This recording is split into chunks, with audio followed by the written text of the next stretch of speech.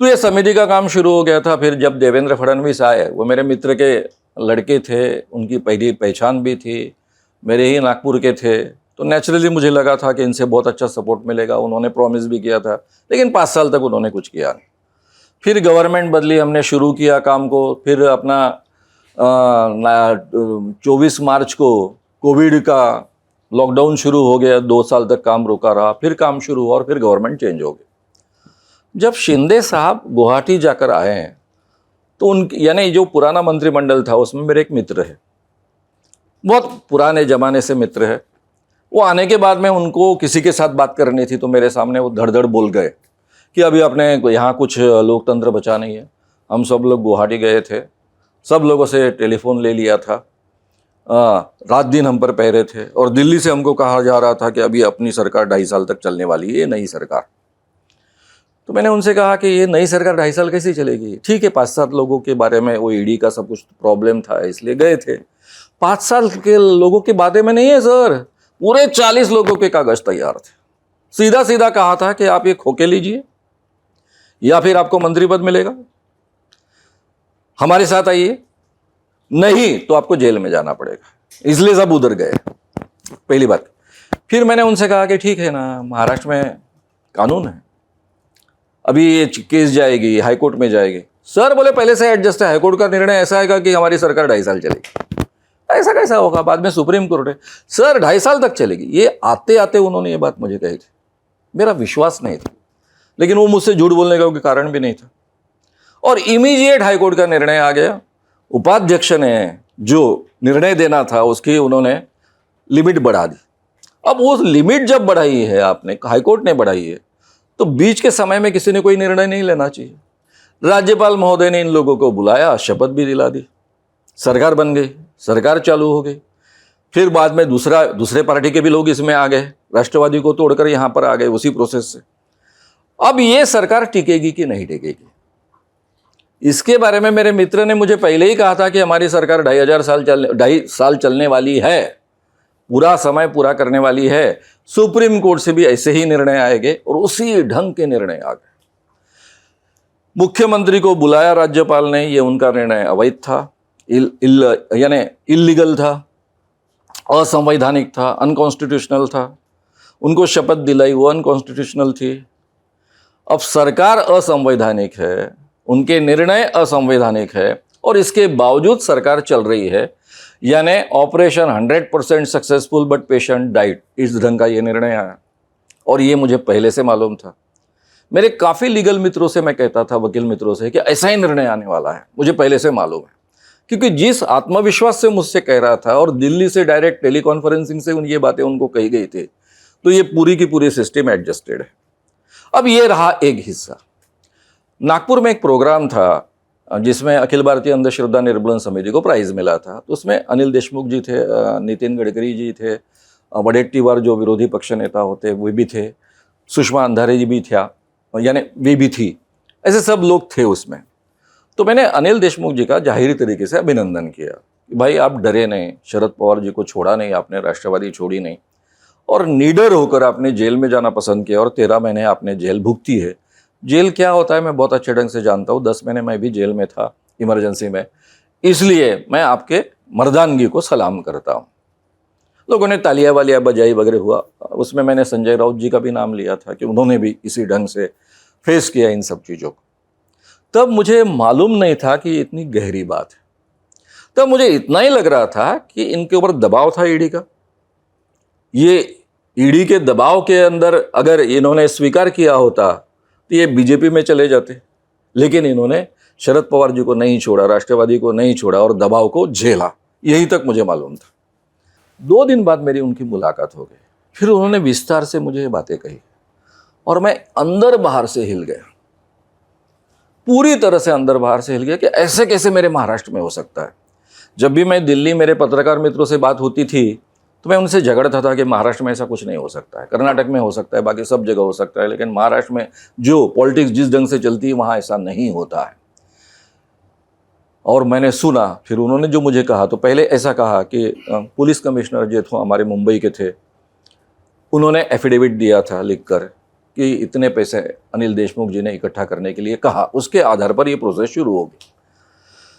उनको फ़ोन आया, फ़ोन लेकर एक आदमी आया था और उसमें एक महाराष्ट्र के बहुत बड़े नेता बीजेपी के बात कर रहे थे कि ऐसे ऐसे एफिडेविट आया है और इसके आधार पर आपको अभी ईडी की कार्रवाई शुरू होगी और जेल में जाना पड़ेगा। अगर आपको जेल में नहीं जाना है तो मैंने जो 4 एफिडेविट आपको भेजे हैं उस पर आप साइन कीजिए। उसमें पहला एफिडेविट था, यानी उन्होंने ड्राफ्ट भेजा था, उसको लीगली अभी एफिडेविट करना था और साइन करना था। ड्राफ्ट में क्या था, उद्धव जी ठाकरे जो महाराष्ट्र के मुख्यमंत्री है, उन्होंने मातोश्री उनके घर के बंगले पर उन्होंने बुलाया और वहाँ पर अनिल देशमुख गृह मंत्री महाराष्ट्र राज्य इनको आदेश दिया कि आप हर महीने में इतने पैसे इकट्ठा करो। दूसरा,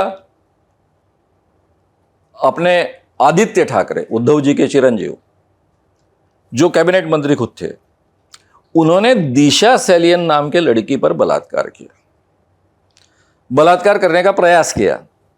अब हमारे कानून के अनुसार तो बलात्कार करने का प्रयास करना और बलात्कार किया अब एक हो गया है। बलात्कार करने का प्रयास किया और उसको ढकेल कर उसका मर्डर किया। मैं इतना डिस्टर्ब हुआ, इस पर आप साइन कर दीजिए। तब मुझे इतनी घृणा इस बात की कि आप पूछो मत, क्योंकि बलात्कार जैसी चीज़ के बारे में बहुत ही हम सेंसिटिव होते हैं, तो नेचुरली बहुत गुस्सा आया मुझे तब। तीसरा एफिडेविट था, वो अनिल परब जी के बारे में था कि उनके जो कुछ होटल का काम वगैरह है वो उन्हीं के नाम का है, वो अवैध बांधकाम है, यानी इलीगल है, इसके बारे में एक एफिडेविट दो। और चौथा एफिडेविट देखकर मैं फिर से हक्का बक्का हो गया, क्योंकि अजीत दादा के साथ में मैंने बहुत काम किया है, उन्होंने मुझे हमेशा मेरे काम में सपोर्ट किया है, यानी सरकारी स्तर पर भी बहुत अच्छे ढंग से सपोर्ट किया है। तो अजीत दादा के बारे में था कि तब के महाराष्ट्र राज्य के उप मुख्यमंत्री अजीत दादा पवार और राष्ट्रवादी के ज्येष्ठ नेता, इन्होंने उनके बंगले पर बुलाया गृह मंत्री जी को और उनको आदेश दिया, जबकि उनके बेटे उनके साथ में हाजिर थे, यानी पार्थ जो लोकसभा के लिए चुनाव लड़े थे, वो पार्थ हाजिर थे। पार्थ और अजीत पवार दोनों ने आदेश दिया कि गुटके वालों से आपको इतने इतने पैसे हर महीने इकट्ठा करने और लाकर देने हैं। ये 4 एफिडेविट पर अगर आप साइन कर दोगे तो फिर आपको ईडी की कार्रवाई नहीं होगी। इन्होंने बहुत विचार किया और नकार भेज दिया। जैसे इंसान नकार पहुंचा तो फिर से वो आदमी आया, फिर टेलीफोन पर बात हो गई। टेलीफोन पर बात ऐसी हो गई कि ठीक है, आप अजीत दादा के खिलाफ कुछ नहीं बोलना चाहते हो, नहीं लिख कर देना चाहते हो, ठीक है, लेकिन बाकी 3 एफिडेविट दीजिए, नहीं तो आप पर कार्रवाई शुरू हो जाएगी। अनिल देशमुख कहते हैं कि मैं बहुत डिस्टर्ब हुआ, क्या करूं, कैसे करूं, इससे बाहर कैसे आऊं। फिर सभी चीज़ें सामने आती है, मैं जेल में जाऊंगा, मेरी प्रतिमा का क्या होगा, लोग मेरे बारे में क्या सोचेंगे, रिश्तेदार क्या सोचेंगे। वो महाराष्ट्र के गृह मंत्री थे और मुंबई, महाराष्ट्र देश की राजधानी यानी आर्थिक राजधानी है, नंबर 2 का स्टेट है। ऐसे स्थिति में मेरी स्थिति क्या होगी। और वो आत्महत्या तक गए थे, संयोग से उन्होंने आत्महत्या नहीं की। फिर उन्होंने नकार भेज दिया कि ये संभव नहीं है, मैं ऐसा करूँगा नहीं, क्योंकि उनके सामने ये सवाल था कि अगर वो एफिडेविट देते हैं तो जैसे मुंबई के कमिश्नर ने एफिडेविट दिया इसलिए इनको जैसे पकड़ा गया, इस ढंग से ये सब कार्रवाई हो रही है, ये तीनों के तीनों जेल में जाएंगे। यानी उद्धव जी ठाकरे जेल में जाएंगे ईडी के कार्रवाई के अंदर, सीधे सीधे आदित्य ठाकरे जेल में जाएगा, वो तो बहुत ही गंभीर यानी आरोप के नीचे जाएगा, और तीसरे अनिल परब भी जाएंगे। तो 3 निरपराध व्यक्ति मेरे कारण, मेरे झूठे एफिडेविट के कारण क्यों जेल में जाए, ये इनका उन पर बहुत प्रेशर था। फिर उन्होंने तय किया, नकार भेज दिया कि नहीं, ये मुझसे होने वाला नहीं है। दूसरे दिन से कार्रवाई शुरू हुई, उनको जेल में जाना पड़ा। 14 महीने उनको जेल में गुजारने पड़े। ये पूरा इतिहास है। और इसमें सबसे बड़ी बात यह है कि जो पुलिस कमिश्नर ने लिख कर दिया था, उन्होंने कोर्ट में एफिडेविट दिया है कि अनिल देशमुख ने मुझे कभी नहीं कहा है, मुझे अमुक अमुक इंस्पेक्टर ने कहा है।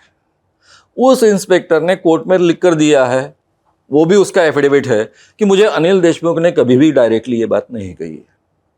यानी जिस बात का कोई भी आधार नहीं, उस बात का पहले एफिडेविट क्रिएट करना उस पुलिस कमिश्नर पर दबाव डालकर। अब ये उनकी क्या बात थी, क्या थी, किस चीज़ के लिए वो डर रहे थे, वो बात अलग है। और उसके आधार पर अनिल देशमुख पर दबाव डालना, ये पूरी सरकार गिराने के लिए। केवल सरकार गिराना नहीं है, तो आदित्य ठाकरे, उद्धव ठाकरे, अनिल परब को जेल में भेजने के लिए और अजीत दादा को भी जेल में भेजने के लिए। ये बात जब मुझे पता चली तो मुझे लगा ये बात मैंने जाहिर तरीके से कहनी चाहिए।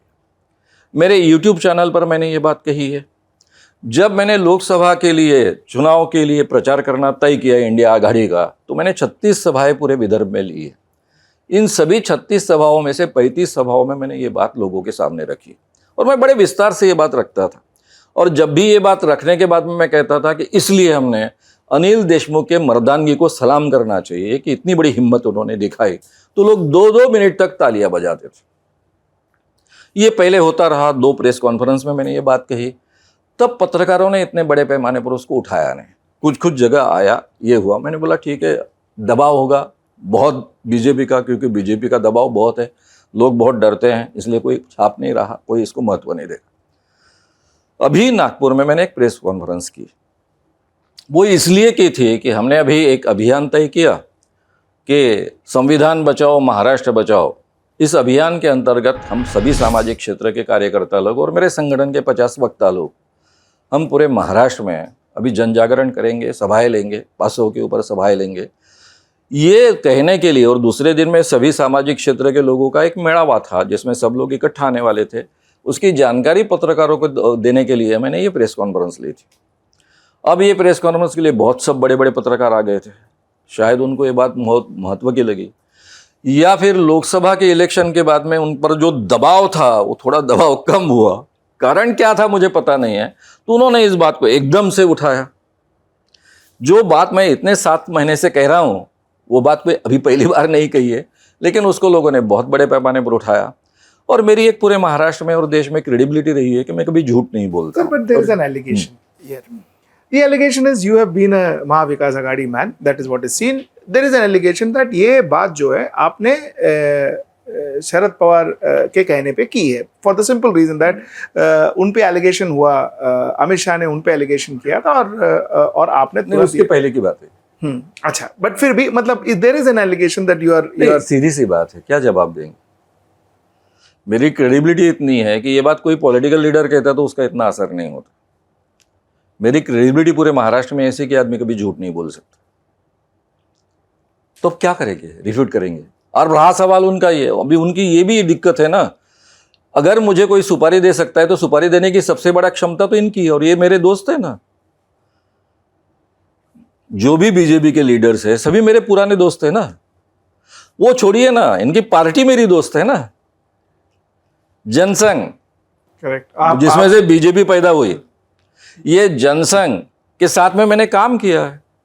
जनसंघ को जनता पार्टी में लेकर चलने वाला मैं था। When you speak about say somebody like Anil Deshmukh, you are like you rightly said, you have a lot of credibility in this country. So जब आप ऐसे बोलते हो तो are you saying that therefore Anil Deshmukh was never involved in any? I never said like that. I never said like that. मैंने पहली बात तो इतना ही कहते था, मैंने जैसा संजय हमारे राउत पत्रकार मित्र है शिवसेना के, और इनकी मैं जो तारीफ करता था इसलिए करता था कि दबाव के आगे झुके नहीं। उन्होंने भ्रष्टाचार किया नहीं किया इसके बारे में मैंने कोई बात नहीं की। ये दबाव के आगे झुके नहीं, जेल में जाने के लिए डरे नहीं, और इन्होंने अपनी पार्टी को और अपने साथियों को छोड़ा नहीं। इसकी मैं पहले तारीफ करता था, बस वहीं तक बात सीमित थी। ये मुझे पता चलने के बाद में मैं अंदर बाहर से हिल गया कि महाराष्ट्र का पॉलिटिक्स इतना नीचे गिरा है। Stay ahead with our cutting edge news app. Instantly access the latest shorts in just 1 minute and breaking news in just 50 words. Download now for a smarter, faster news experience.